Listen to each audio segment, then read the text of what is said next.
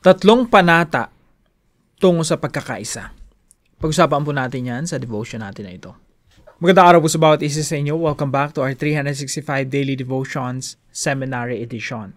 Binabati ko po muna si Cecile. Hello sa iyo. Happy birthday sa iyo, kapatid. Now, yung topic po natin ngayong araw ay patungkol po sa unity of the body of Christ. Ano po ba yung unity? Ang unity po ay pagkakaisa. The unity of the body of Christ means that all believers, though different in background and personalities, are joined together as one body and one head, Jesus Christ. Now, yung church po ay tinatawag na body of Christ. So, pag sinabi po nating unity in the body of Christ, ito po ay pagkakaisa, pagkakasundo sa katawan ni Kristo. Hindi pwedeng mananampalataya ka, tapos mananampalataya ako, tapos magkaaway tayo. Hindi pwedeng ganun. Kung tayo ay parehong mananampalataya, merong unity, pagkakasundo, merong peace, dahil tayo ay membro ng iisang katawan. This unity is not uniformity, but harmony. Ibig sabihin po ng uniformity, hindi kailangan magkapareho tayo. In fact, magkakaiba tayo, pero merong harmony. Ibig sabihin ng harmony, magkakasundo, maayos yung relationship natin. Para ba yung kamay sa paa? Yung kamay, iba kaysa sa paa. Magkaiba ng function, magkaiba. Pero merong harmony. Ibig sabihin, nag-i-exist sila together, helping each other or helping one another. So, this unity is not uniformity. Hindi ito ibig sabihin, magkakapareho tayo. Magkakaiba tayo, but there's harmony. Grounded in love, humility, and service. When the church walks in oneness, it reflects the character of Christ and strengthens its witness to the world.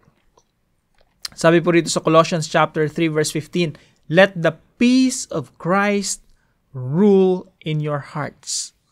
Ayan po natin na maghari sa ating mga puso ang kapayapaan ni Kristo. Since as members of one body, you were called to peace and be thankful. At maghari sa inyong puso ang kapayapaan ni Kristo, na doon ay tinawag din naman kayo sa isang katawan at kayo'y maging mapagpasalamat. So, dito po sa verse natin na ito, tayo po ay membro ng isang katawan. At the same time, sinasabi po rito na maghari sa ating mga puso ang kapayapaan ni Kristo. Now, ilan po sa mga katuruan natin ngayong araw. Number 1, Christians reflect the community of the Trinity. So, ano po ba yung ibig sabihin ng community? Yung community po ay Father, Son, and Holy Spirit. There's unity in diversity in the community of the Trinity. Ano ibig sabihin nun? Yung Diyos natin, isa lang. May tatlong persona, Father, Son, and Holy Spirit, and they are in harmony. Perfect harmony. Pero magkakaiba. Distinct. The Father is not the Son is not the Father and the Son is not the Holy Spirit is not the Father and the Son. Yan po yung doktrina ng Trinity. So, we believe in one God, and that God communicates Himself, reveals Himself in three persons. Tapos makikita natin na merong community. Merong unity in the community of the Trinity. Kaya po nung tinawag ng Diyos yung church, kailangan ma-reflect. Ibig sabihin, maging mirror, masalamin ng church kung ano yung Diyos. Do you really believe in God? Naniniwala ka ba sa Diyos? Naniniwala ka ba sa Diyos ng Biblia, yung Trinity? Dapat yan nasasalamin sa ating mga asal, sa ating pakikitungo, sa ating mga kapwa mananampalataya. Ulitin ko po mga kapatid, sinasalamin ng iglesia, sinasalamin ng mga mananampalataya kung sino yung Diyos. Hindi pwedeng dalawa kayong mananampalataya tapos magkaaway kayo o magkaalitan. Kaya po mga kapatid, hindi kailangan na pare-pareho tayo. Magkakaiba kasi talaga tayo eh. Iba-iba tayo. Yung bawat parte ng katawan magkakaiba, iba yung mata sa tenga. Iba sa bibig, iba sa paa, iba sa kamay, iba sa ulo, iba sa katawan. Magkakaiba, pero merong isang katawan na nagfa-function, binubuo na iba't ibang bahagi na may iba't ibang mga function. So magkakaiba talaga tayo. Don't expect na yung kapwa mo mananampalataya ay katulad mo. They're different. Yung mga believers, mga tinawag ng Panginoon upang maligtas, sila po yung magkakaiba. So, Christians reflect the community of the Trinity. Number 2, Christians promote unity within the body of Christ. At dahil po dyan mga kapatid, promote natin yung unity, pagkakaisa sa katawan ng ating Panginoong Jesucristo. Hindi pwede na mga mananampalataya tayo. Yes, magkakasakitan tayo, darating sa mga ganong pagkakataon. Pero hindi po ibig sabihin dapat tayo magkawatak-watak o dapat tayo magkagalit-galit. Kaya po mahigpit na sinasabi ng Biblia, magpatawaran kayo, magmahalan kayo. Christians promote unity within the body of Christ. At pangatlo po, Christians strive to be peacemakers on a mission. Mga kapatid, ikaw, meron kang mission. Automatic yan. Kung ikaw ay Kristiyano, meron ka agad mission. Marami ka nang dapat gawin according to the Bible. At isa po sa mission natin dito sa mundo ay maging peacemakers.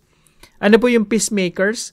Ito yung isang tao na nakita mo, si kapitbahay mo, tsaka isa mong kapitbahay, o churchmate A, churchmate B, or si brother, si sister, or kung sino man na nakikita mo nag-aalitan, ikaw bilang peacemakers, hindi ikaw yung naglalagay pa ng gatong sa nag-aapoy na alitan. So, ang peacemaker, binubuhusan mo ng tubig yung naglalagablab na alitan. Hindi tayo naglalagay pa ng gasolina at para maglalong, you know what I mean? Hindi mo na nag-aaway na yung dalawa tapos magsasabi ka pa ng mali, no? Pag peacemaker ka, ang goal mo, ang mission mo agad, magkabati yung dalawang parties. Gusto mo magkaroon ng reconciliation. Kaya mga kapatid, gagamitin ka talaga ng Panginoon. You just have to open your eyes. You just have to see what God sees. Kailangan mo lang talagang makita yung identity mo as peacemaker, as a peacemaker.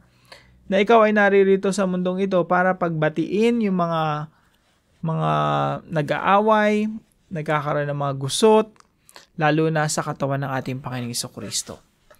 Christians strive to be peacemakers on a mission. Kaya po, ipinamamanhik ko sa inyo, gawin po natin itong 3 commitments na ito. 3 commitments, or 3, para bang sa Tagalog kasi panata Commitment, ibig sabihin yung talagang kailangan mong gawin at gagawin mo talaga. Ano po itong 3 na ito? Patungo po ito sa kapayapaan at pagkakaisa. Number 1, commit not to assume the worst about a person. Mga simple lang po ito pero very practical. I-commit mo sa sarili mo, magkaroon ka ng conviction, ng paninindigan, magkaroon ka ng kumbaga panata or resolve sa iyong puso na when I look at a person, hindi ko i-assume yung worst patungkol dyan sa tao na yan. I will not assume the worst about this person. Sa halip, lagi kong iisipin, kahit nga makagawa siya ng mali, iniisip ko siguro, dapat isipin natin na nakagawa siguro siya ng mali, siguro may problema lang siya this time, mainit ang ulo niya, meron siya pinagdadaanan, no? You're assuming the best about the person. Pero yung iba kasi, if you're assume the worst about a person, kahit minsan may maganda ng ginawa, mali pa rin, pangit pa rin sa ating paningin. Kasi ang inisip natin, negative sa taong ito So, you don't think about, negative things about a person. Laging nasa isip mo, laging bias mo, positive. Nakakatawa po yung mga taong ganyan na nagkagirian, for example, no? Or nagdadrive ka, bigla ang in-overtake ka na ganyan. Tapos ang iniisip mo, you're not assuming the worst about that driver, no? You're assuming the best. Iniisip mo na lang, ay siguro, nagmamadali yan kasi kailangan mag-CR, no? Naghahanap ng, makarating agad sa bahay. Or something like that. Actually, healthy po siya kapag ganun yung mindset natin. You don't assume the worst about a person. Lagi mong pinagtatanggol yung ibang tao sa isip mo. So, kapag meron tayong ganung mindset sa isip natin, actually, nagiging peacemaker tayo eh. Hindi natin ginagamit yung mga assumption natin para pag-awayan pa yung mga tao. You're just thinking about, the best about these two parties. Dalawang party nag-aaway, mag-asawa, o kaya magkakaibigan. Inisip mo na, kaya naman to nag-aaway kasi siguro at that time na nag-aaway sila, mainit ang ulo, may mga pinagdadaanan sa buhay. Kaya minsan talaga dumaranas sila ng ganitong mga sitwasyon na talagang nagbabangayan, no? So you assume the best about a person. Number 2 po, commit not to tell bad things about a person. You don't speak ill about a person.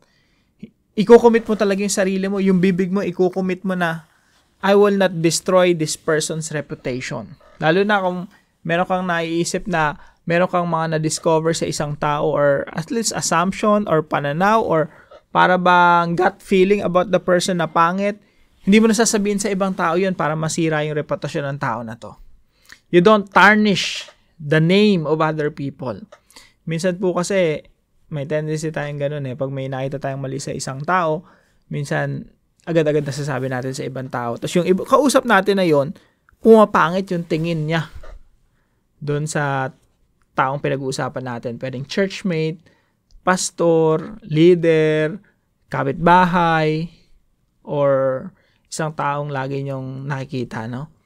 So, when you speak ill about a person, yung taong kausap mo, nagkakaroon din ng negative na pagtingin dun sa isang tao. Lalo na sa konteksto ng chismis. Kaya po maganda yung bibig natin, i-commit natin na I will not destroy somebody else's reputation. So, number 1 is about the mindset, no? Yung isip natin, we don't assume the worst about the person. Pangalawa, we don't tell bad things about a person. Maliban na lang kung necessary talaga na sabihin mo, totoong-totoo naman talaga na makakatulong. Kumbaga, ma-address niyo yung isang tao, matutulungan niyo yung isang tao para magbago.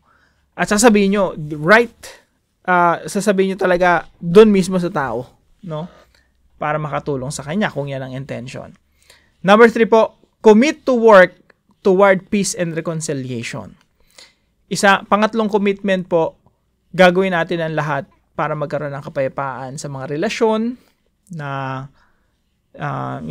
nakapaligid sa atin. Hindi tayo gagawa ng anumang bagay para makasira. Sa kahit kaninong relasyon ng magkaibigan, ng mga magka-churchmates, relasyon ng mga, lalo-lalo na sa mga kapwa mananampalataya. So lahat ng gagawin natin ay patungo sa peace and reconciliation.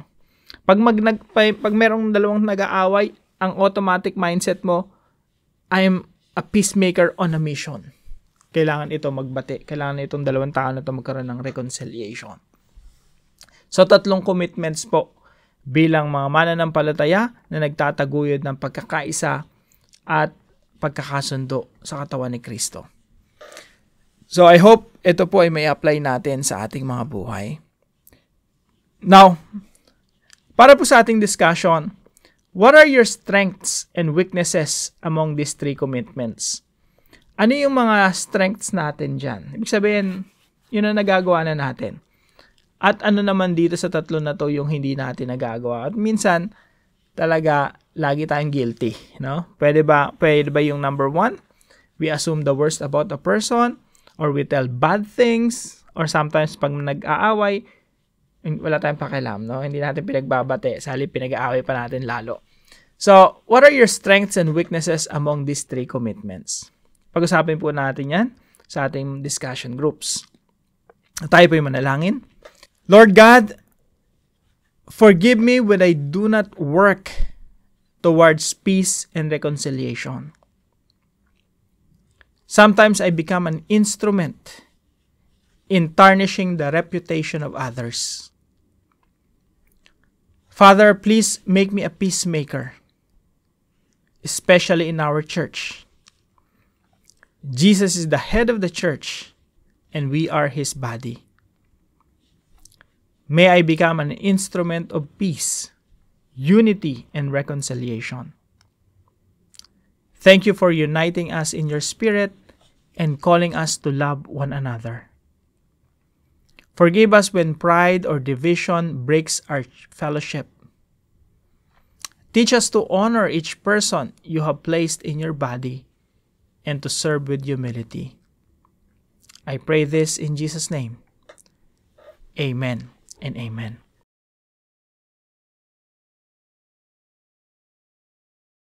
Maraming salamat po sa partner natin para sa devotion natin na ito, si Sister Juby. Maraming salamat po sa inyong suporta dito sa ating channel. Patuloy po kayong pagpalain ng ating Panginoon. Now, kung kayo po may natutunan sa devotion natin na ito, ipalam niyo lang po sa comment section right below this video. And please don't forget to share this devotion to your family and friends. God bless you po mga kapatid. See you po tomorrow 5 a.m. dito po sa ating Daily Devotions.